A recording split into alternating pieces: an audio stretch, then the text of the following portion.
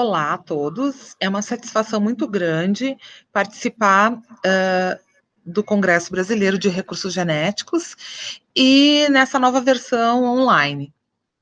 O meu nome é Rosalia Barbieri, eu sou pesquisadora da Embrapa Recursos Genéticos e Biotecnologia, e nós vamos conversar sobre a conservação e uso de recursos genéticos vegetais para alimentação e agricultura no Brasil. Bom, esse é um tema que tem grande interesse por parte da FAO, que é a Organização das Nações Unidas para a Alimentação e Agricultura. A sede da FAO fica em Roma e eles têm um mandato mundial. São vários países que fazem parte, né, dessa organização, inclusive o Brasil. Em 2009, o Brasil publicou um relatório nacional sobre o estado da conservação e uso dos recursos genéticos de plantas no país. Depois disso, nós não tivemos uma atualização de grande porte desse relatório. E é isso que nós estamos fazendo agora em 2020, e é esse o tema da minha palestra.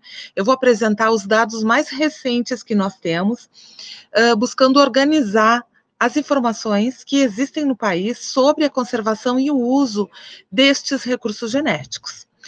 Aquele relatório do Brasil de 2009, ele foi utilizado pela FAO para elaborar um relatório mundial. Vocês veem ali a capa dos dois relatórios, o brasileiro, que está disponível para download na internet, e também o relatório mundial elaborado pela FAO, que também está disponível para download na internet. Clica os títulos e a gente consegue baixar. Esse relatório da FAO, ele tem os dados de muitos países, tratando do que havia na época, em 2010, com recursos genéticos.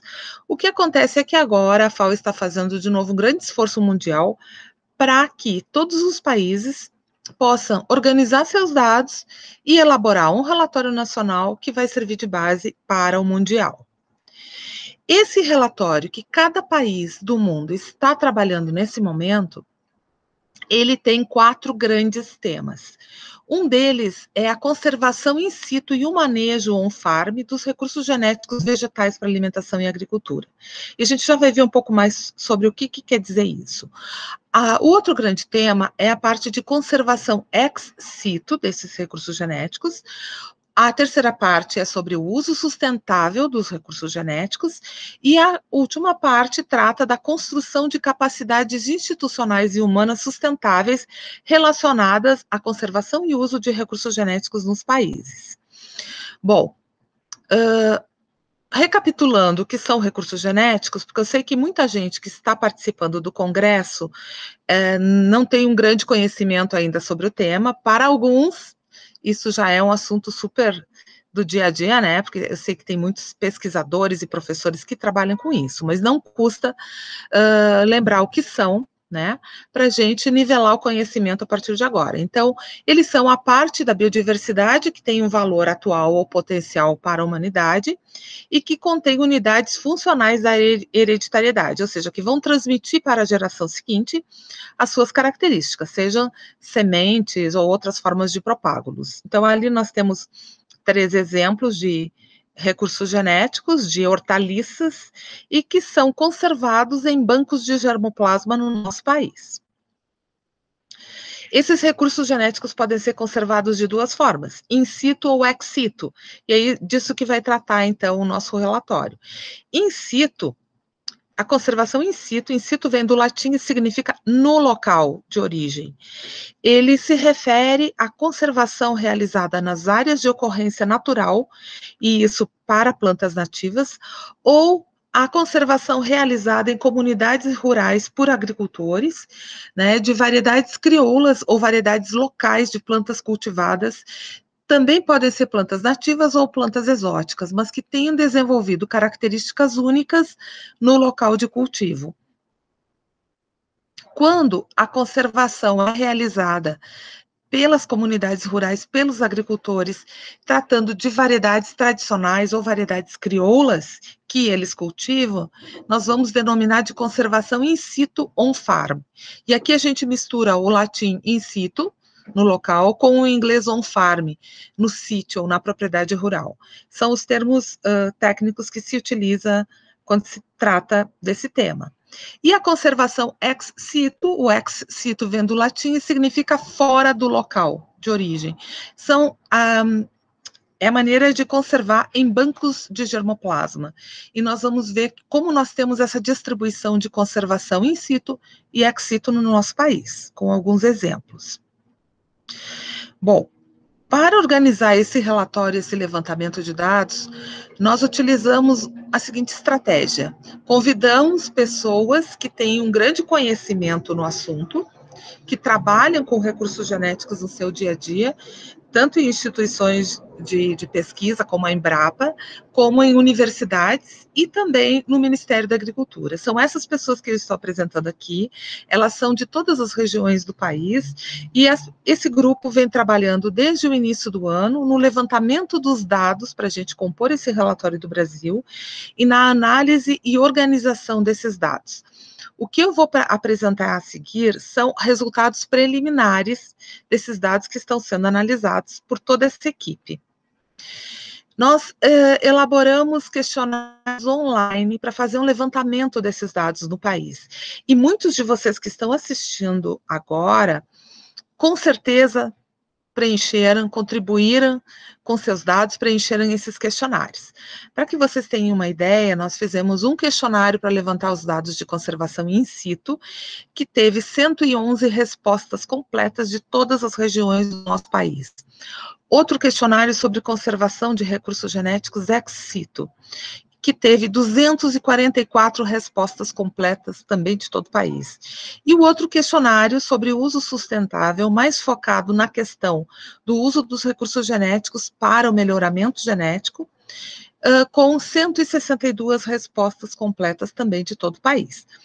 A Sociedade Brasileira de Recursos Genéticos teve um papel muito importante na organização desse levantamento. Depois a gente vai ver um pouquinho mais sobre isso também.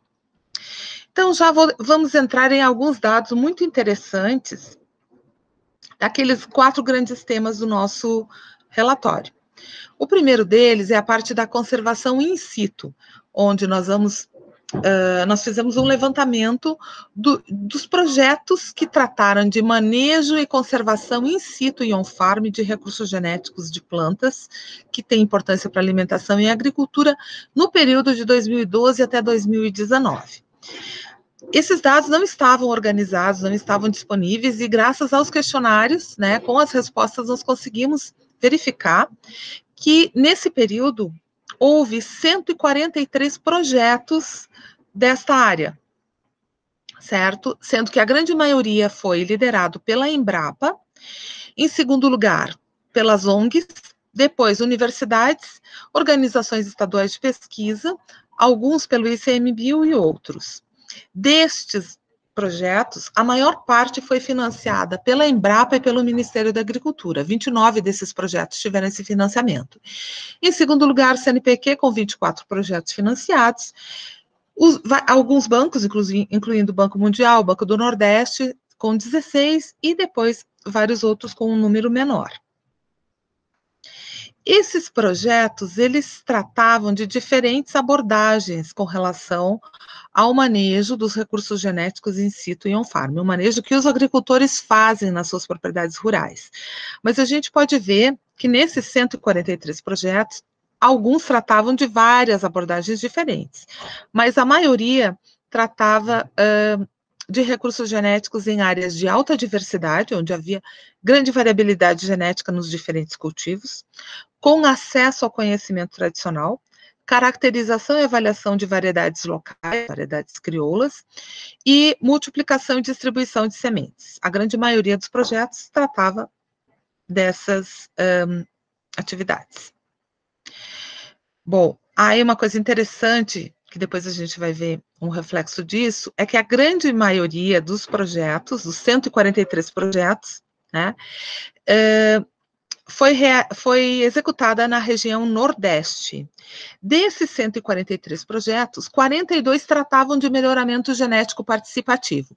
Os outros 101 tratavam de várias outras abordagens, certo? Então, em primeiro lugar, no número de projetos, ficou a região Nordeste, que mais intensa nessa atividade, e em segundo lugar, quero destacar que, dentro dos projetos de melhoramento genético participativo, a região do Brasil com maior número de projetos foi a região sul, com 18 desses projetos. Eu trago agora uns mapas inéditos, onde nós buscamos colocar a localização de algumas iniciativas de conservação in situ no Brasil. A conservação in situ ela é uma forma de conservação muito dinâmica, ela muda muito rapidamente, porque algumas comunidades de agricultores mantêm sementes e por alguma mudança climática, por alguma alteração mesmo social da comunidade, essas variedades se perdem. Algumas pessoas, elas atuam como guardiões de sementes, que são pessoas que têm uma afinidade maior, têm um vínculo maior com a diversidade dos cultivos e, por isso, gosta de colecionar variedades diferentes. E, às vezes, esses guardiões, eles, por algum problema de saúde, adoecem ou chegam até mesmo a falecer, e as outras pessoas, os outros familiares, não têm essa mesma afinidade pelas sementes e acaba que não perpetuam essa conservação, essa forma de conservação. Mas, de qualquer maneira, nós trouxemos a realidade aqui do que nós conseguimos levantar nesse período do relatório. Então, vocês vejam, esses pontos azuis no mapa marcam onde existe registro de guardiões de sementes. Certamente isso é uma subestimativa muito grande, porque tem muitas pessoas que são guardiões de sementes e que não estão identificados nessa nossa primeira versão do mapa. Nós estamos em busca de refinar isso e de trazer um mapa mais completo até o próximo ano. No próximo ano, nós pretendemos publicar esse relatório do Brasil, para que fique como uma referência, para que as pessoas possam utilizar, porque ele vai tratar, além da conservação in situ, da conservação ex situ, do uso e da capacitação de recursos humanos também. Então, essa aqui, como eu falei, é uma primeira abordagem desses dados. Aqui na fotografia a gente vê a dona Terezinha, uma agricultora lá do município de Mostardas, no Rio Grande do Sul, com uma das variedades crioulas que ela conserva de abóbora. Outra iniciativa muito importante de conservação in situ são os bancos comunitários de sementes, ou casas de sementes, que várias comunidades rurais pelo Brasil afora mantêm. A gente não dispõe de um dado mais consolidado a respeito do número exato desses bancos comunitários de sementes. Nós sabemos que são muitos, que estão dispersos em várias partes do Brasil, mas que a maior concentração é na região Nordeste, e aí a gente pode ver os estados de Pernambuco e de Alagoas, com uma concentração muito grande de pontos vermelhos sobrepostos, porque ali foram desenvolvidos projetos de manejo desses recursos genéticos que promoveram a formação e a manutenção desses bancos comunitários, certo? Mas esse mapa também precisa ser refinado. Essa, como eu falei, é uma primeira abordagem. Aí vocês veem uma fotografia de um desses bancos de sementes que fica lá no Piauí. Outra iniciativa super importante de conservação, que promove a conservação in situ, são as feiras de sementes crioulas, também chamadas de feiras de agrobiodiversidade. E a gente pode ver que essas estão bem espalhadas pelo país, a gente conseguiu fazer um bom levantamento dessas feiras, e a gente nota uma concentração maior dessas feiras nos estados do sul do Brasil, no Paraná e no Rio Grande do Sul.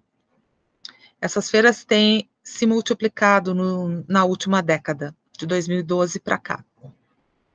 E quero chamar a atenção das feiras de sementes dos povos indígenas. Então, o povo indígena pioneiro nessas feiras foi o povo Craô. Eles realizaram a primeira feira indígena em 1997, e a partir daí eles vêm realizando, até o ano passado, até 2019 realizaram, e eles são multiplicadores dessa iniciativa.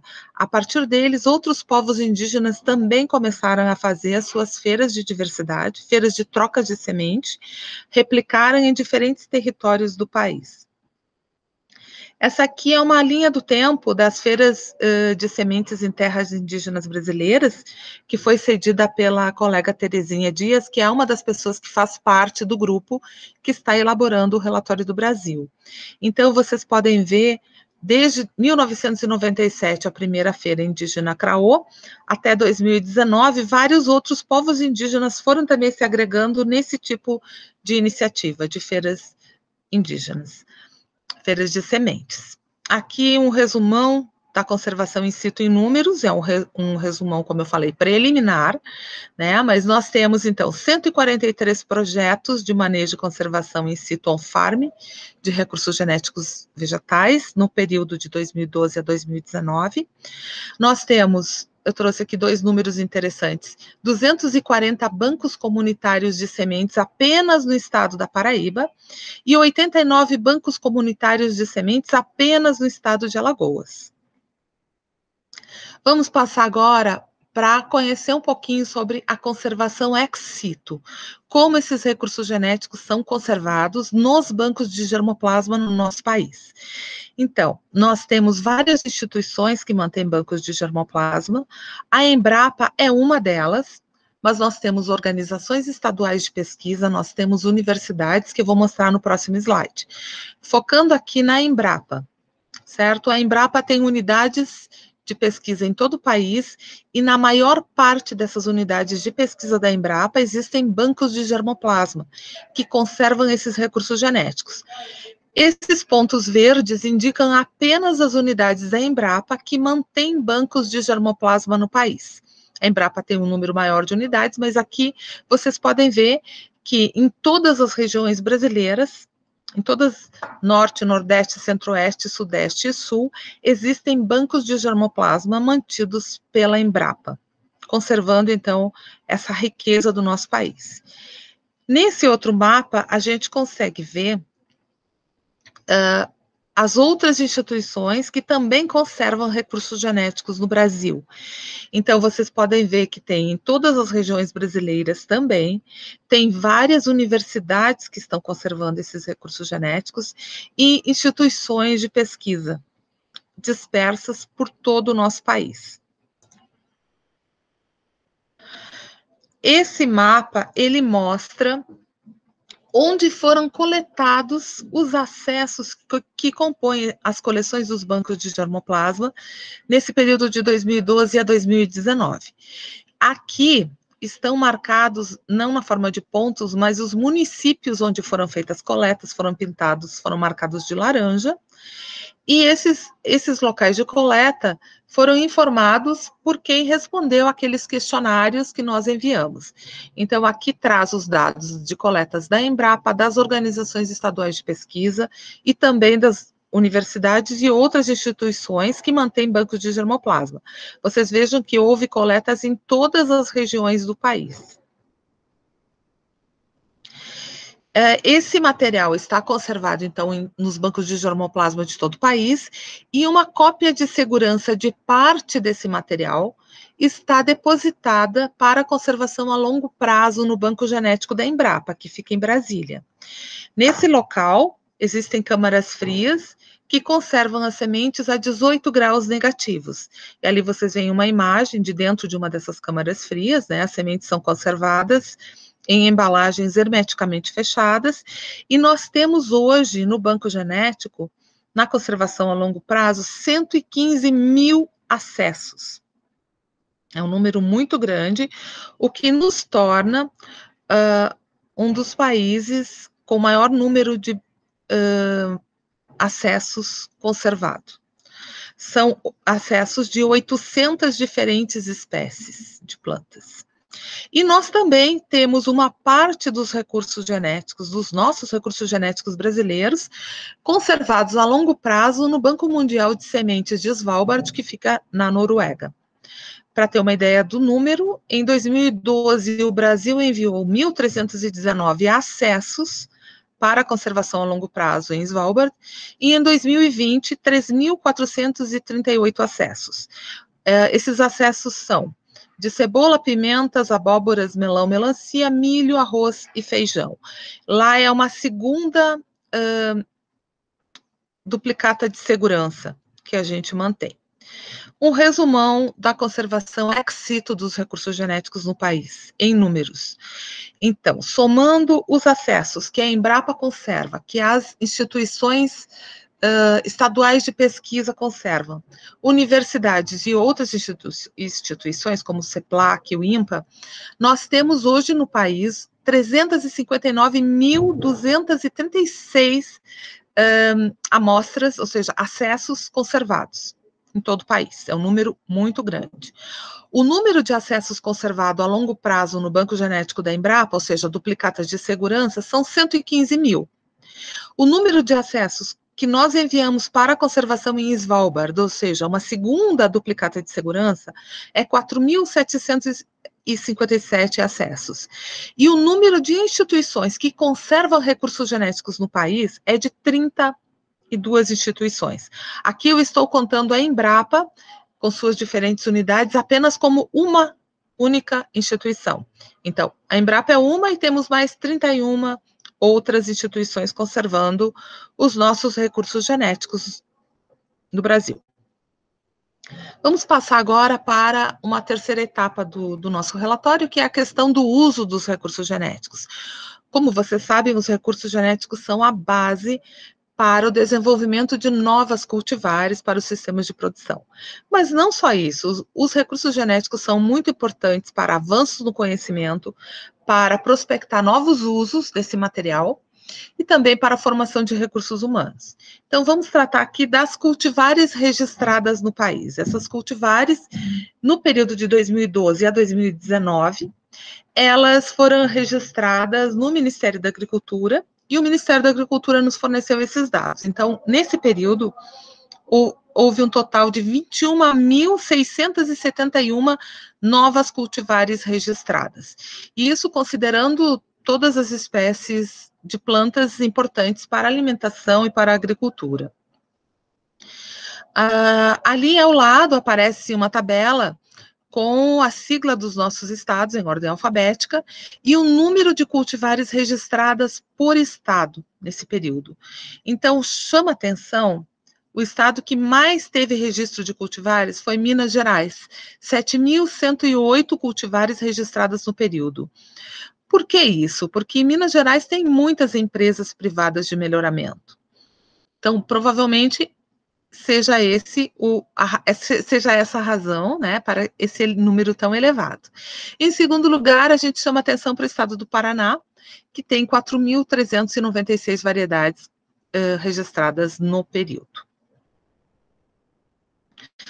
A questão da prospecção de novos usos do germoplasma é muito importante. Eu trouxe aqui só um exemplo do que é feito na Embrapa Mandioca e Fruticultura com relação à avaliação de novos usos do banco de germoplasma de abacaxi, que fornece acessos importantes para alimentação, alguns que têm qualidade de fibra excelente, outros que podem ser utilizados como corantes, algumas cultivares de abacaxis ornamentais foram registrados a partir do material desse banco de germoplasma também. Também tem sido estudado o uso como cosmético e uso medicinal, novos usos medicinais a partir desse material. Então, esse aqui é só um exemplo, mas nos nossos bancos de germoplasma do país todo, nós temos uma riqueza de germoplasma que vem sendo aproveitado e vem sendo prospectado para desenvolvimento de novos produtos. Então, com relação ao uso dos recursos genéticos em números, nós temos 21.671 novas cultivares registradas no período. Dessas 21 mil cultivares, 80% é o percentual de cultivares que foram registradas por empresas privadas, apenas 20% por empresas públicas, e dessas 80%, tem um destaque, ou seja, o maior número de cultivares é das commodities, né, principalmente soja, eucalipto, uva, algumas plantas ornamentais, trigo e batata. Com relação ao número de melhoristas ativos no país, nós conseguimos levantar um número de 452 melhoristas ativos em empresas públicas, que são as universidades, o EPAS, Embrapa, e 210 melhoristas ativos em empresas privadas do país. Esse número foi obtido a partir da análise dos dados fornecidos pelo Ministério da Agricultura e também com base nos dados dos questionários que foram respondidos. Vamos agora passar para o último tema do relatório que nós estamos elaborando, que é a questão da construção de capacidades institucionais e humanas. Bom, com relação a isso, no país nós temos 3 programas de pós-graduação em recursos genéticos. 2 são no Nordeste, inclusive no mesmo estado, que é o estado da Bahia, e um é no Sul, em Santa Catarina. Nós temos em Santa Catarina a Universidade Federal de Santa Catarina, e na Bahia nós temos a Universidade Federal Rural, aliás, Universidade Federal do Recôncavo da Bahia e a Universidade Estadual de Feira de Santana. Porém, existem vários outros programas de pós-graduação em agronomia, em genética, que formam mestres e doutores na área de recursos genéticos vegetais. Aqui um levantamento apenas dos mestrandos e doutorandos formados em recursos genéticos nas universidades que têm programa específico, naqueles 3 programas de recursos genéticos vegetais, certo? Não considerando os outros programas de outras universidades. Então, é um dado subestimado se a gente considerar o universo do Brasil. Esses são os dados de bolsistas da CAPES. Não temos os dados ainda dos bolsistas do CNPq. Então, vocês vejam que no ano de 2012, nós tivemos 31 mestres e 10 doutores, no total 41 pessoas com pós-graduação concluída nos 3 cursos de recursos genéticos no país. Aí estão colocados os dados por ano, mas nós temos uma média de 39 novos mestres em recursos genéticos por ano e 20 novos doutores em recursos genéticos por ano, certo? Então, nós estamos formando recursos genéticos capacitados, e como eu falei, isso aqui é uma parte deles, nós não temos ainda os dados dos bolsistas do CNPq e de quem é formado na área de recursos genéticos, mas não exatamente em programas de recursos genéticos, em programas de agronomia ou de genética. Quero ressaltar aqui a atuação de grande importância na questão de construção de capacidades institucionais e humanas, que é garantida pela Sociedade Brasileira de Recursos Genéticos. O Brasil é o único país que tem uma sociedade científica de recursos genéticos, e nós nos orgulhamos muito disso. A sociedade, ela vem crescendo de ano para ano, e ela tem estimulado a organização de redes regionais de recursos genéticos. Nós podemos dizer que nós temos as 5 regiões do Brasil com redes de recursos genéticos, algumas mais antigas, como a Rede Nordeste, a Rede Sul, outras mais recentes, como a Rede Sudeste, que apesar de ser muito recente, muito ativa. A Rede Centro-Oeste estava em formação e se organizou agora, em 2020, agora no mês de outubro, e a Rede Norte está em formação, está num caminho muito bom, e a importância dessas redes é que elas conseguem articular iniciativas regionais, promover o tema de recursos genéticos na sociedade, aumentar a divulgação dos recursos genéticos para o público em geral. Então, elas são de grande importância.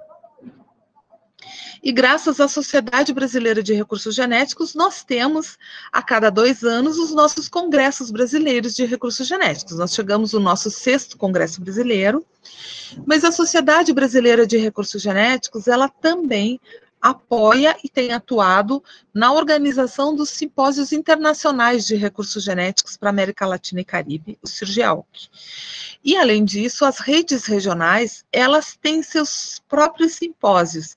A Rede Nordeste, ela realiza a cada 2 anos o Simpósio Regional de Recursos Genéticos, com um número bastante grande de participantes, e as outras redes estão agora também nesse sentido de organizar eventos regionais, o que ajuda a unir as pessoas que fazem parte, que trabalham, que fazem parte da sociedade científica e que trabalham com recursos genéticos em torno desse tema.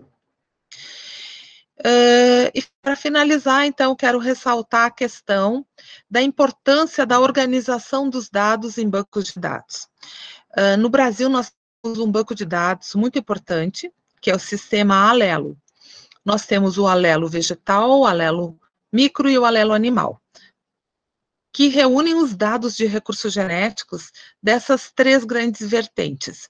No caso do alelo vegetal, ele mantém os dados de passaporte de todos os acessos dos bancos de germoplasma da Embrapa e de instituições parceiras. Nós temos dados da EPAGRE, da Fundação Carlos Gaier, e várias outras instituições que vêm se agregando e que têm intenção de colocar seus dados no Alelo. O que isso permite? Isso facilita muito a gestão dos bancos de germoplasma, tanto pelos curadores como pelas instituições que as mantêm. A gente consegue ter uma relação do Alelo com bancos de dados mundiais, um deles é o Genesis, tá? É um banco que agrega dados de vários países, e está sendo elaborado pela FAO um banco de dados global, chamado GLIS.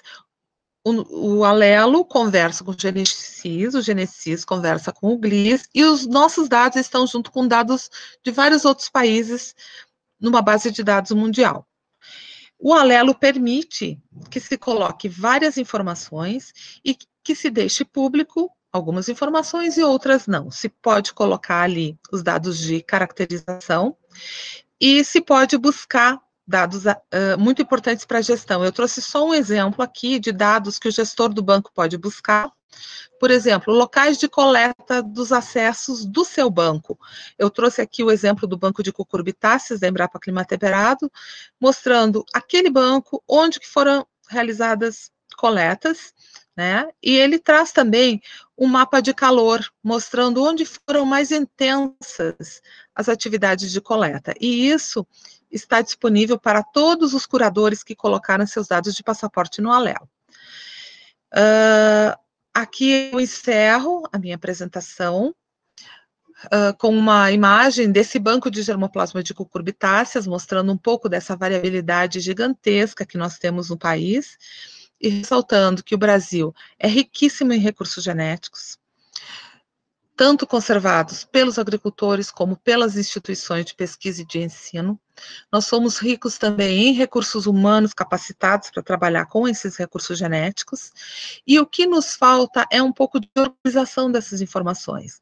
E nós estamos nos esforçando para conseguir juntar isso tudo e deixar esses dados disponíveis para que sirvam de referência, para que as pessoas possam utilizá-los, possam consultá-los, e com isso os recursos genéticos se tornem cada vez mais conhecidos e esses dados estejam acessíveis para qualquer pessoa que se interesse pelo tema e sirvam também de base para a execução de políticas públicas.